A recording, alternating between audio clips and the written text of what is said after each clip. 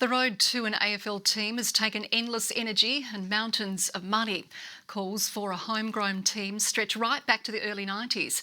But despite being a football heartland, Tasmania was always beaten to the punch. When Tasmania recorded its famous State of Origin win over Victoria in 1990, our AFL ambitions were announced to the world. State coach Robert Shaw was among the first calling for the league to consider a Tasmanian team. There was method to our madness. We wanted to showcase Tasmania's talent to the mainland in the hope of getting our own game. Those murmurs grew into a megaphone moment when Tassie decided to go for it in 1996. I believe sincerely that Ross Oakley will stand before us in the not too distant future, open an envelope and say, "And you are the winner, Tasmania." This was the state's first formal bid, delivered to AFL headquarters at a time when Victorian clubs were struggling, some saved only by donation drives from selfless supporters.